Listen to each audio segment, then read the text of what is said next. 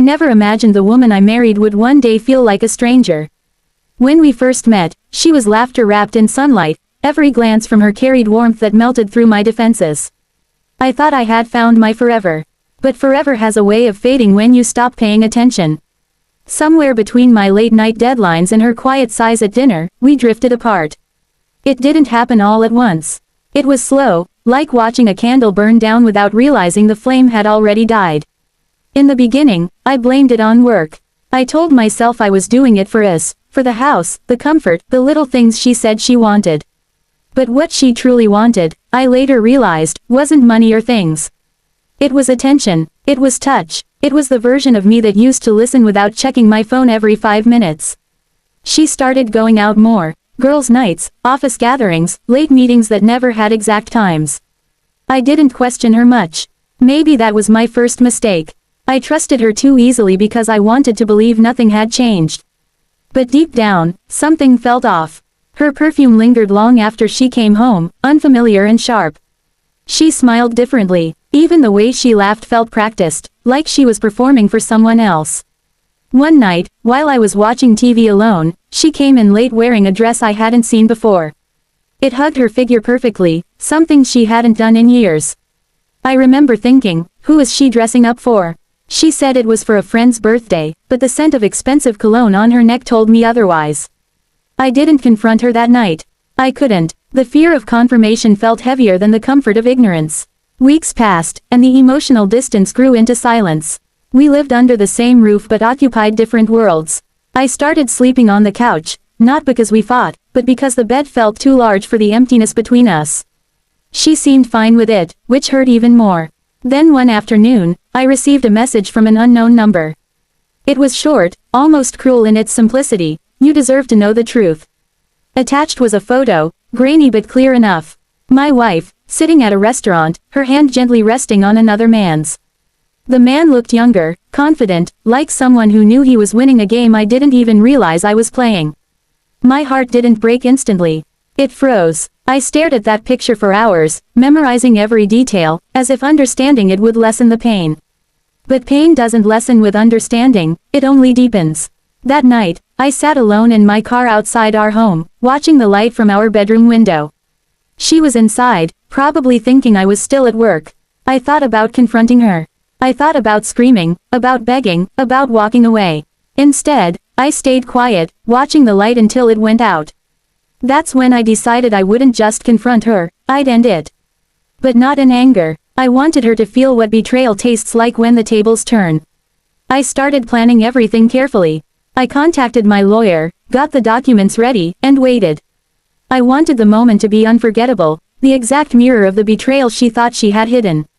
I wasn't going to yell, or cry, or ask her why. I was going to hand her the truth written in black ink and sealed with finality. Little did I know, that moment would change not just her world, but mine too. Because sometimes, ending a story doesn't bring peace. It opens the door to everything you were afraid to face, loneliness, resentment, and the haunting question, was it all my fault? The days following that photo felt like walking through a fog, silent, thick, and disorienting. I still went to work, still smiled when people greeted me, still played the part of a husband who had everything under control. But inside, I was falling apart. Every message she sent, every innocent smile she gave felt rehearsed. She thought she was hiding something, but I already knew. And that knowledge became a quiet fire that refused to go out. I didn't want revenge. I wanted closure. But part of me also wanted her to feel what I had felt, the gut-punch realization that the person you trusted the most had already chosen someone else in secret. So, I began to prepare, not emotionally, because that part of me had already burned out, but practically. I started gathering evidence, not because I needed proof for the courts, but because I needed confirmation for myself. One evening, when she said she was meeting her team for an after-hours dinner, I followed her. I parked 2 blocks away from the restaurant she mentioned and waited. The city lights blurred through my windshield as I watched her walk in, wearing that same fitted black dress from before. My chest tightened, but I stayed still. A few minutes later, a man approached her table. It wasn't the one from the photo, it was someone else. Younger, cleaner cut, with that bold, arrogant posture of a man who thinks he's untouchable. They laughed. They leaned close. And when his hand brushed hers across the table, I felt something inside me snap, but not in anger. It was quiet acceptance. That was the moment I knew she was gone. The next morning, I met with my lawyer again. I signed the papers, had them neatly bound, and tucked them into an envelope. It felt surreal, like I was ending a chapter I hadn't even finished reading. I wasn't going to confront her at home. No, that would give her room to lie, to twist things, to play innocent. I wanted the truth to hit her where she least expected it, right in the middle of her fantasy. Over the next few days, I acted normal. I made breakfast, I asked about her work, I pretended to believe her excuses. Every time she smiled, it looked emptier. Every night she said she loved me, her eyes said something else entirely. That duality, her pretending to love me pretending not to know, became our new form of torture. Then came the Friday night I had been waiting for. She told me she'd be attending another team dinner. I smiled and said, "Have fun." That was the last time she heard my voice as her husband. I waited until she left, dressed up neatly, and followed from a distance once more. The restaurant was dimly lit, expensive, the kind of place we used to dream about going to before everything changed. I parked my car, sat there for a moment, and stared at the envelope in the passenger seat. My name, her name, our marriage, all reduced to a stack of paper that said, "Irreconcilable differences." My hands shook a little as I picked it up. It wasn't anger anymore. It was finality. Inside the restaurant, I spotted them immediately. She was laughing again, really laughing this time. The sound used to make me feel alive. Now, it only reminded me of how much she had given to someone else what once belonged to me. I waited for the waiter to walk past, slipped him a generous tip, and whispered a quiet instruction. He nodded. Moments later, he walked to her table and said, "Ma'am, someone asked me to deliver this to you." She took the envelope with a curious smile. I stood far enough away that she wouldn't see me at first, hidden by the soft glow of candlelight and shadows. I watched as she opened it. Her expression changed slowly, first confusion, then disbelief, then something like panic. She scanned the pages, her lips trembling as the realization set in. Her date leaned forward, trying to understand, but she pulled back, eyes darting around. That's when I stepped forward. Calm, controlled, silent. I didn't need to say anything dramatic. I didn't even need to look at her long. Our eyes met for only a second, but that was enough. She knew. I walked past her table, my footsteps echoing faintly in the quiet hum of the restaurant. She whispered my name, almost inaudibly, but I didn't stop. I didn't need to. Everything that needed to be said was already printed on those pages in her hands. Outside, the air felt cold and sharp, like the world had just reset itself. I got into my car, sat there for a long moment, and finally breathed. It wasn't relief, not yet, but it was something close. That night, I didn't go home. I checked into a hotel, turned off my phone, and stared at the ceiling for hours. I thought ending it would bring peace, but all it brought was emptiness. I wasn't angry anymore, I was just free, in the most painful way imaginable. I didn't know what she'd do next, but deep down, I knew one thing: she never expected the ending to come during her new beginning. The next morning, my phone was full of missed calls. 15, maybe more. Her name lit up the screen over and over again. I didn't answer. I just watched it ring until it stopped. Then it started again. Eventually, the ringing became part of the silence, background noise to the emptiness I was sitting in. I stayed in that hotel room for 2 days. I didn't eat much, didn't sleep much either. Just stared at the city from the window, trying to piece together where everything went wrong. There's a strange kind of clarity that comes after heartbreak, the kind where you start replaying old moments and realizing how long the cracks had been there before things finally shattered. The truth was, our marriage had been dying for years. The cheating wasn't the cause, it was just the final blow. Somewhere between the long work nights, the routine dinners, and the half-hearted kisses, we stopped being a couple and became two people sharing the same space. I used to think love was something you could fix if you worked hard enough. But love, once neglected, rots quietly. And by the time you smell the decay, it's already gone. On the third day, I finally picked up when she called. Her voice cracked through the speaker. "Where are you?" she asked. Her tone wasn't angry, it was scared. "Somewhere peaceful," I replied flatly. There was a long pause. I could hear her breathing, the faint tremor in her voice when she finally whispered, "You didn't have to do that in public." I almost laughed. Didn't have to. I thought about all the nights she came home late smelling of another man's cologne. I thought about the way she'd kiss me goodnight with guilt hidden behind her smile. And now, I was the one who went too far. Neither did you, I said softly, before ending the call. That was the last time we spoke directly. She texted for days after, long paragraphs filled with half-truths, explanations, apologies, and sometimes anger. She said it was just emotional, that it didn't mean anything, that we could still fix it. But how do you fix something when the foundation is already gone? Her messages kept coming, and I kept ignoring them. Eventually, she stopped. The silence that followed was louder than any argument we ever had. I thought I'd feel relief, but instead I felt hollow. The kind of emptiness that settles in your chest and refuses to move. One night, I drove back to the house. I didn't plan to go in. I just wanted to see it, the place that used to hold our laughter, our mornings, our love.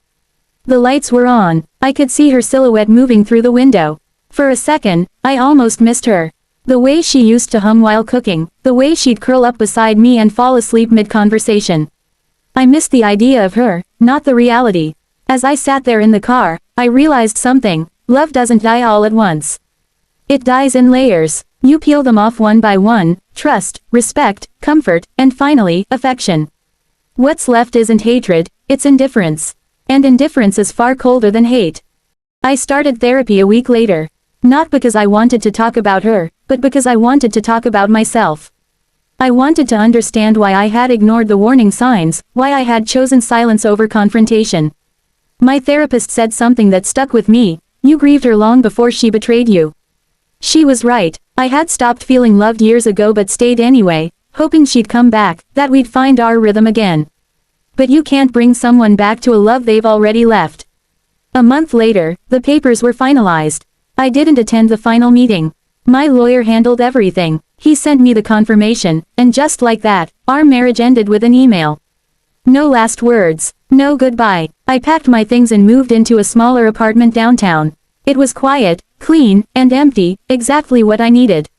But some nights, when the city noise faded and the stillness crept in, I'd remember her laughter. Not the fake one I saw at that restaurant, but the real one, the one that made me fall in love.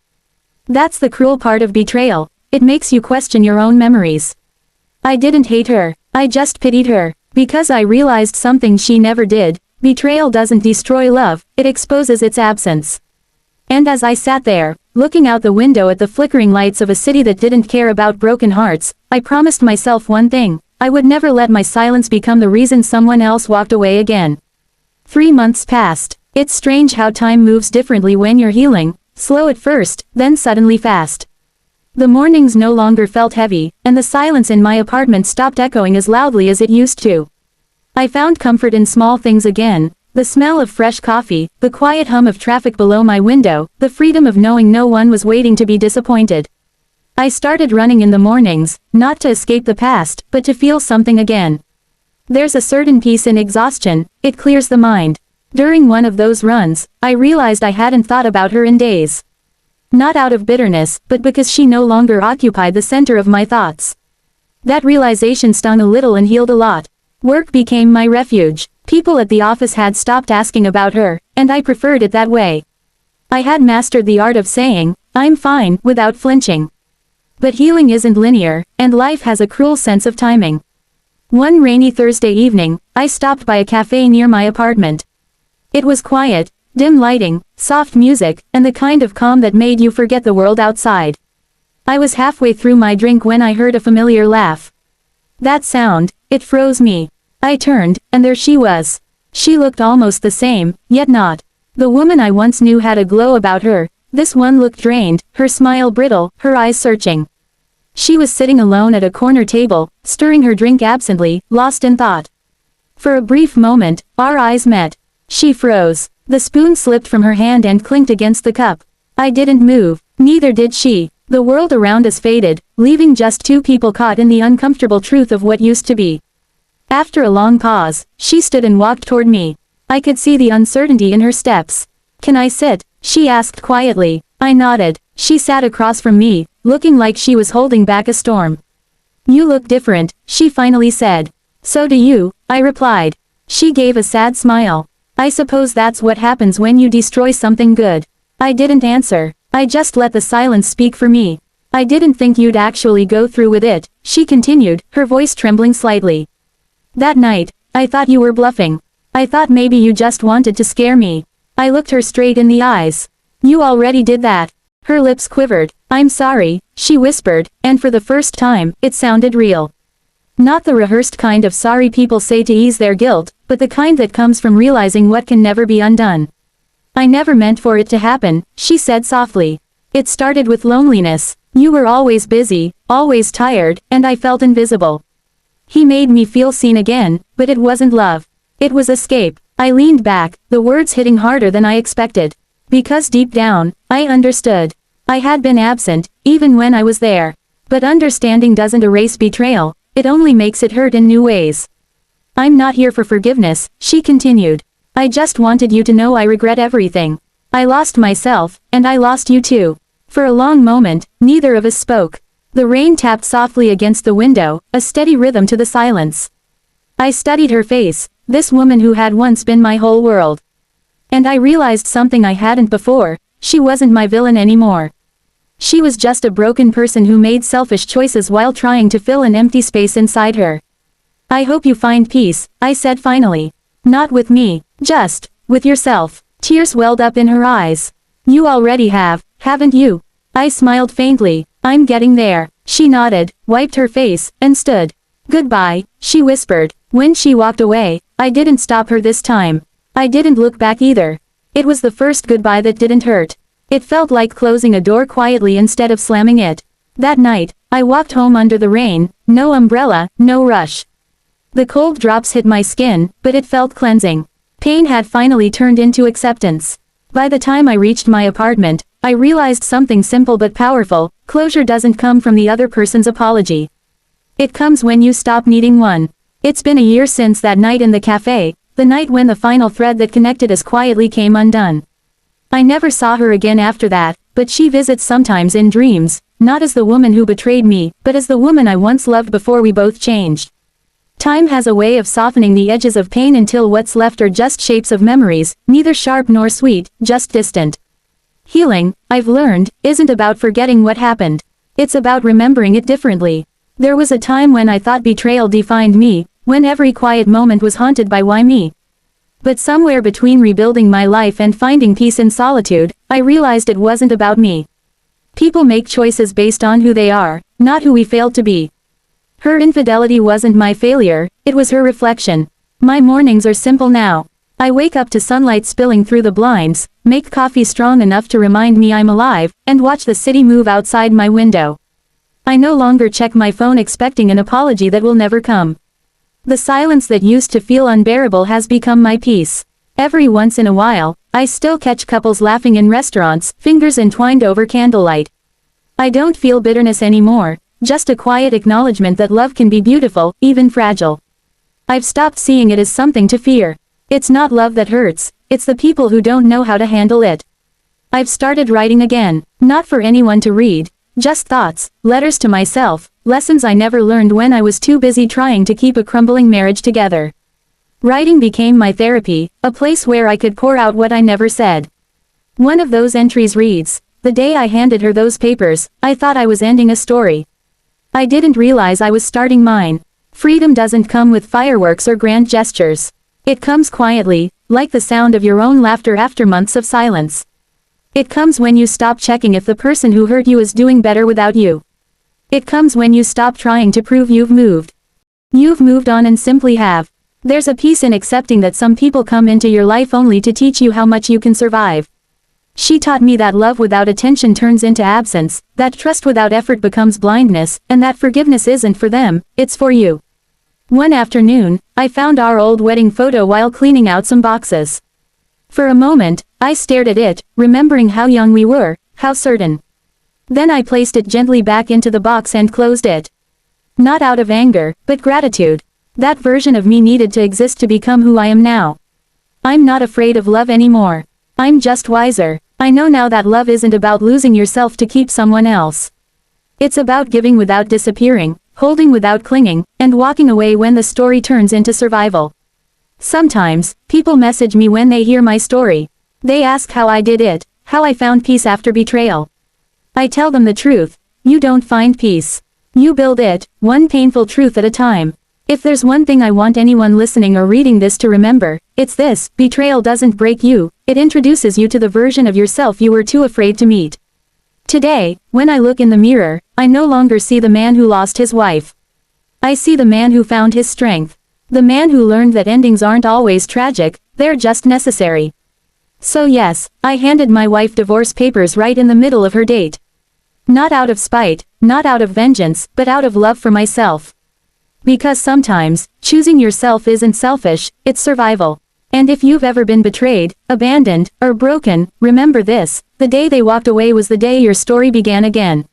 You just didn't know it yet. This was, I handed my wife divorce papers, right in the middle of her date. #Betrayal, true infidelity story, a powerful story about pain, truth, and rediscovery. It reminds us that sometimes, heartbreak isn't the end of the road but the start of healing. The narrator didn't just walk away from a broken marriage, he walked toward peace, self-respect, and the quiet strength that comes from choosing yourself after being betrayed.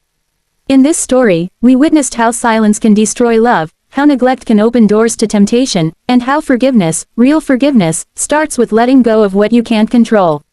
It's a story many can relate to in one way or another: being faithful to someone who stopped showing up, holding on when you should have let go, and finally finding yourself when everything else falls apart. So if you've ever felt the sting of betrayal, remember, your story doesn't end with the person who hurt you. It begins when you start healing. Pain fades, but lessons remain, and sometimes those lessons are what make us stronger, wiser, and more deserving of the kind of love that doesn't require you to lose yourself to keep it. This story is a fictionalized retelling inspired by real-life emotional experiences.